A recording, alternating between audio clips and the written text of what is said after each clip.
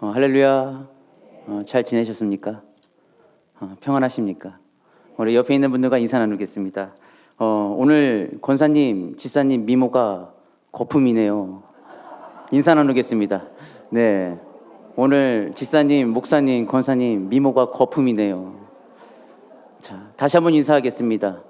손 들으시고 unbelievable. 이거 진심으로 하셨죠? 아까 찬송가 가사 기억나시죠? 예, 먼저 손 내밀어주고 먼저 다가가는 훈련을 우리는 이곳에서 이루고 있는 것입니다. 참 쉽지 않지만 우리가 이 모든 공동체를 통하여서 주님을 닮아가는 귀한 주인공이 우리가 될 수 있기를 소망합니다. 미국의 오페라 테너 가수인 얀 피어스는 이 노래 실력뿐만 아니라 이 부부 금슬로도 이 유명한 사람인데요.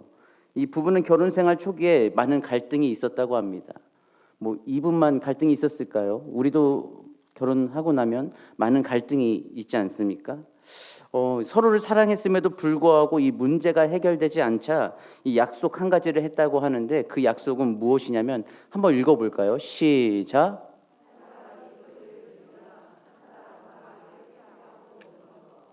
정말 현명한 선택이겠죠. 이 둘 다 소리를 지르는 건 이 의사소통이 아니라 이 소음과 마음의 동요를 자초한다는 것을 본인들이 깨달았기 때문에 이 약속을 지킴으로 인하여서 50년간의 결혼 생활 동안 순탄하게 왔다는 것이 이의 고백이었습니다. 한 가지 약속을 지키는 것이 이 행복한 결혼 생활의 비결이었고 이 사람들에게 존중받는 비결이었다라고 하는데요. 약속은 중요할까요? 중요하지 않을까요? 중요하죠. 왜냐하면 약속을 지키느냐, 지키지 않느냐에 따라서 이 서로에 대한 신뢰가 쌓이느냐, 무너지느냐가 결정되기 때문입니다. 어찌 보면 성경도 결국은 하나님이 우리에게 주시는 약속입니다. 하나님은 예수님을 통해 그 약속을 지키셨죠. 그 말씀이 오늘 말씀인데요. 오늘 본문 말씀에 의하면 제자들은 이 감람원이라 하는 산으로부터 이 예루살렘으로 돌아와 머물렀던 다락방으로 올라갔습니다. 시대적 배경으로 볼 때 다락방은 위층에 있는 넓은 방이었고 이곳은 예수님께서 유월절 만찬을 베푸신 곳, 또한 부활하신 예수님께서 제자들에게 자신을 나타내기도 하셨던 곳이었습니다. 이들은 모여서 오로지 한 가지에 몰두하기 시작했는데 오늘 사도행전 1장 14절 말씀을 함께 읽어보도록 하겠습니다. 시작.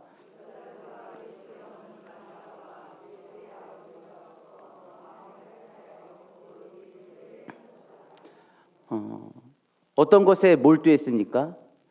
기도에 몰두했습니다. 왜 마음을 같이하여 기도했을까? 예수님께서 그들에게 말씀하신 것 이전에 4절 말씀을 보면 예루살렘을 떠나지 말고 아버지께서 약속하신 것을 기다리라는 그 약속 때문이었습니다. 약속하신 것이 무엇이었습니까? 바로 성령을 가리킵니다. 예수님께서는 이 순환 당하시기 전 제자들에게 자신이 승천한 후 보혜사 성령을 보내주실 것을 약속하셨습니다.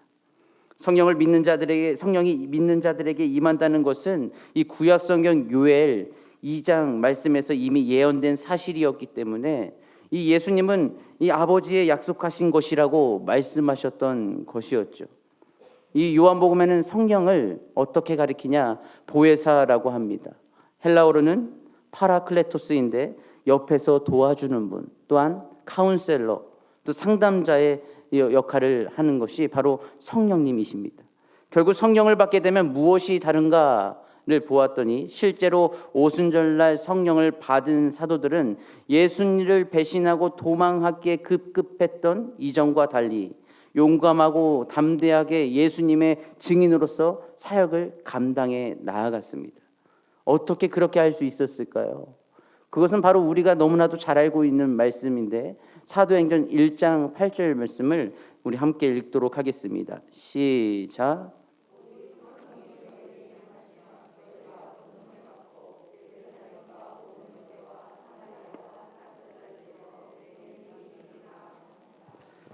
아멘. 우리는 먼저 이 말씀에 근거하면 권능을 받아야 합니다. 이 권능은 헬라어로 두나미스입니다. 유한한 인간의 힘과는 결코 비교할 수 없는 하나님의 위대하신 능력, 이 권능을 받기 위해서 제자들이 오로지 힘쓰며 그 약속하신 것을 기다렸던 것이었습니다. 권능을 받는 것은 이 제자들만 속한 것이 아니라 이 시대를 살아가고 있는, 또한 예수님을 따르고 자기를 부인하고 자기 십자가를 지고 따라가고자 하는 우리 모두에게 상관 있는 이야기입니다. 왜냐하면 성령으로 아니하고는 누구든지 예수님을 주라고 시인할 수 없기 때문입니다. 성령의 조명을 받아야만 하나님의 말씀을 깨달을 수 있고 그 말씀의 중심에 있는 예수님을 하나님의 아들로 믿을 수가 있다는 것을 믿으십니까? 우리는 우리의 힘과 재능으로는 결코 주의 일을 감당할 수도 없고 사단의 죄악 권세와 싸워 이길 수도 없습니다. 성령 받기 전 베드로처럼 위기가 닥치면 예수님을 부인하면서라도 이 자기 목숨을 보존하려는 이 유약한 모습을 보일 수밖에 없습니다. 그러나 권능을 주시면 상황은 달라집니다. 두려움을 없애주시고 불안을 떨치게 해주시고 문제를 문제로 바라보지 않고 뛰어넘을 장벽으로 보게 하시는 것입니다. 우리의 모든 생각으로 모든 시작을 생각으로 시작했다가 결론을 내 마음대로 짓는 것이 아니라 이 모든 길 또한 하나님 안에서 시작되고 이 모든 것 또한 결론도 하나님께 있다는 것을 우리가 믿고 나아간다면 이것은 절대 문제가 될 수 없다는 사실입니다. 우리가 하나님을 더 크게 보면 문제는 커질까요? 작아질까요? 작아집니다. 그러나 문제를 크게 보면 하나님은 작아질까요? 커질까요? 작아집니다. 그렇기에 우리가 먼저 우리의 시각을 고쳐야 되는 부분들은 먼저 하나님을 가장 크신 분으로 바라보고 그 이후에 어떠한 일이든지 감당해 나아가기 위해서 많은 수단과 방법으로 기도하면서 나아가야 된다는 사실입니다. 그러므로 우리 모든 성도들은 이 오늘 제자들이 했던 것처럼 오로지 기도에 힘써 이 무엇을 받아야 될까요? 성령의 권능을 받으시기를 바랍니다. 이것은 하나의 힘만 뜻하는 것이 아니라 우리의 모든 생각을 변화시키시고 나의 마음을 변화시켜 주셔서 악을 행하게 하기보다는 오직 선을 따라서 하나님께서 원하시는 길을 가게 하신다는 것. 먼저 누가 변화되어야 될까요? 다른 사람이 변화되어야 되는 것이 아니라 내가 먼저 변화되게 되는 것이 하나님께서 원하신 뜻이지 않겠습니까? 저는 아이들과 가끔씩 이 약속을 합니다. 언제 약속을 하냐면 하도 말을 안 듣고 밥을 안 먹고 그러면은 약속을 합니다. 그 약속은 뭐냐면 내일 사탕 사줄게. 내일 초콜릿 사줄게. 네가 좋아하는 시크릿 주 나중에 사줄게. 라고 하고선 약속을 해요. 그런데 약속을 제가 잘 지킬까요? 왜 그러시죠? 믿어지지 않나요? 제가 그렇게 그런데 제가 약속을 지키지 못할 때가 있습니다. 그러면 반응이 즉각 나와요. 아빠랑 안 놀아. 아빠 미워. 이렇게 하면 때로는 이게 귀엽더라고요. 그런데 요즘은 이 아이들이 나이 좀 먹고 개월수가 늘어나다 보니까 이 언어가 달라져요. 이제는 뭐라고 하냐면 아빠 지하 감옥에 가둘 거야. 이 말을 어디서 배웠는지 제가 물어봤어요. 그래서 물어보니까 이 요즘에 만화 중에 브레드 이발소라고 있어요. 이미 약속하셨죠? 이제 더 이상 싸우시면 안 됩니다. 더 이상 시기 질투하시면 안 되죠. 자, 여기서 이제 결정하셨으니까 이제 권능 받는 것으로 우리가 끝난 줄은 아는데 권능 받는 것으로 끝나는 것이 아니라 무엇을 해야 될까요? 답을 알고 계시죠? 증인이 맞습니다. 증인이 되는 것은 바로 우리의 마음과 입을 통하여 무엇을 전한다? 복음을 전하는 것입니다. 우리 교회 드림전도팀이 매 주마다 전도의 자리에 참여하여 주의 사랑을 전하고 있습니다. 그런데 참 신기한 건 정해진 사람만 와요. 왔던 사람만 와요. 저기서 말씀드리고 싶은 건 우리 모두가 하나님의 자녀라면 복음을 누구든지 다 전해야 될까요? 전하지 말아야 될까요? 누구든지 다 전해야 된다는 사실입니다. 그런데 이 장이 열려 있음에도 함께 하지 못하시는 분들이 있습니다. 그게 바로 누구입니까? 우리 함께 고백하시겠습니다. 바로 저입니다. 하고 계신 분들도 있으시지만 우리 모두가 함께 마음 앞에서 이 전도의 열정을 가지고 주의 복음을 전할 수 있기를 소망합니다. 이 스프링업 이 기간에 기존에 하던 사람만이 아닌 모두가 나와서 전도할 때에 또한 예수님의 이름을 전할 때에 우리는 그 안에서의 진정한 힘을 볼 수 있고 경험할 수 있는 것입니다. 이 전도하다 보면 다 기쁜 일만 있을까요? 전도만 하면 항상 행복한 일만 있을까요? 저는 어떤 담배 피는 아저씨에게 전도를 했을 때 예수 믿으세요 하니까는 그분이 하신 말이 한번 쳐다보시면서 나는 내 주먹을 믿어 그러면서 이렇게 하시기도 하고, 때로는 이 물티슈를 이렇게 전도할 때 보면은 그걸 받으시고선 좀 몇 미터 가시고선 땅바닥에 버리시더라고요. 참으로 이제 마음이 아프긴 했지만 그것을 보면서 느낄 수 있었던 한 가지는 하나님께서도 이러한 마음으로 많이 아파하시겠구나라는 것을 느껴지더라고요. 그렇게 왜 이렇게까지 전도해야 하는가는 것을 보았을 때 이 주의 자녀들에게 있어서 세상의 종말이 오든지 또한 미래에 오든지 그것은 중요한 것이 아니라는 사실입니다. 오늘 오기 전까지 우리가 감당해야 할 일이 있는데 그것이 바로 복음 증거다. 이 복음을 전하는 일은 너무나도 쉽지 않습니다. 그러나 때를 얻든지 못 얻든지 전해야 하며 힘써야 하는 것이 이 예수님께서 말씀하신 우리의 사명이지 않겠습니까? 앞선 믿음의 선배인 이 바울은 복음을 전할 때에 모든 것이 완벽하게 갖추어져 있지 않았습니다. 맨 땅에 헤딩하듯이 이 복음이 전파되지 않은 곳에 가서 전하기를 더 힘썼으며 죽을 고비가 있었음에도 불구하고 다시 일어서서 맡겨주신 사명을 감당했습니다. 자신의 말과 전도함을 자기 지혜로 하지 아니하였고 다만 성령의 나타나심과 능력으로 복음을 전했다라고 바울은 고백합니다. 그렇게 했던 이후의 결과는 어떻게 나타났습니까?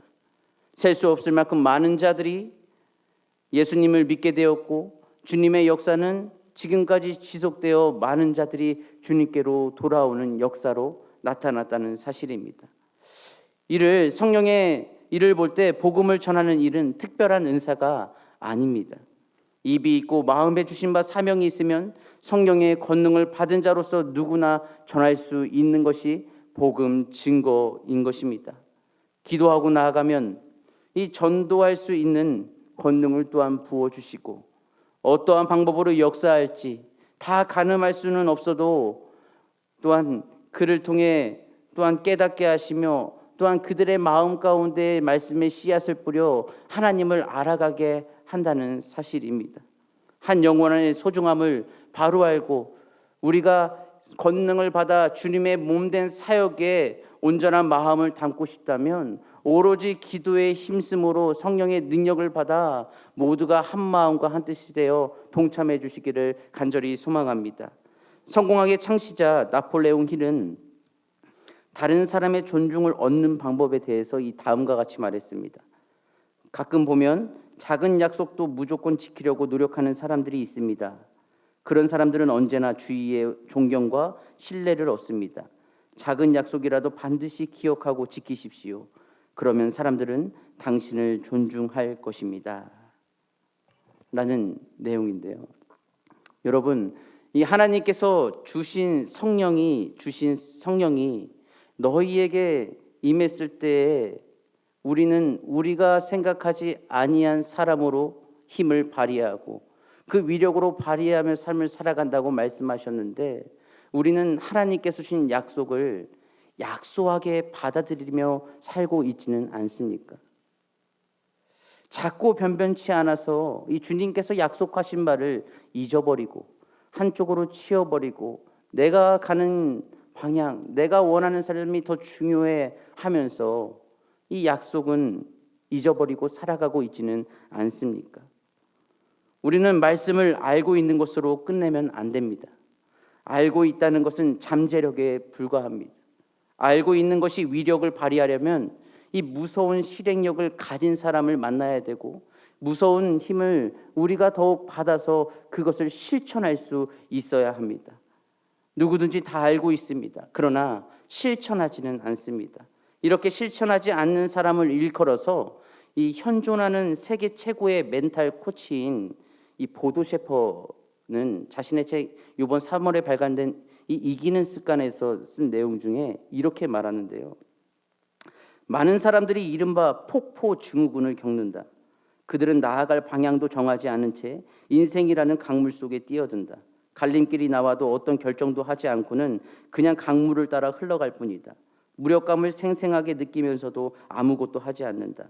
그러다가 어느 날 바로 몇 미터 앞에 거대한 폭포가 있다는 사실을 알아챈다. 뒤늦게 깜짝 놀라 정신을 차리지만 굉음에 묻힌 채 낭떠러지 아래로 추락하고 만다. 여기에서 이외에 이야기하는 것은 무엇이냐면 우리는 이렇게 살지 않으려면 키워야 될 것이 하나가 있는데 그것은 바로 결정 근육이다. 어떠한 판단과 어떠한 것을 결정하기 위해서 우리는 많은 인생의 여정 속에서 많은 것을 겪게 된다. 그런데 그때에 너무 시간을 끌지 말고 바로 판단하고 바로 결정해서 나아갈 수 있는 힘이 필요하다는 사실입니다. 우리의 결정 근육은 실패가 있었을지라도 그 상황을 통해 우리의 결정 근육은 날로 날로 커져간다는 것입니다. 이처럼 결정하고 움직이면 누가 일하실까요? 하나님께서 일하십니다.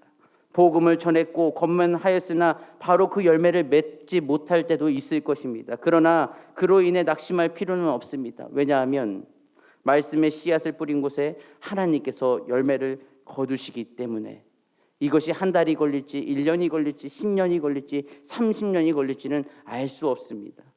그런 것을 자라나게 하시는 분은 바로 누구?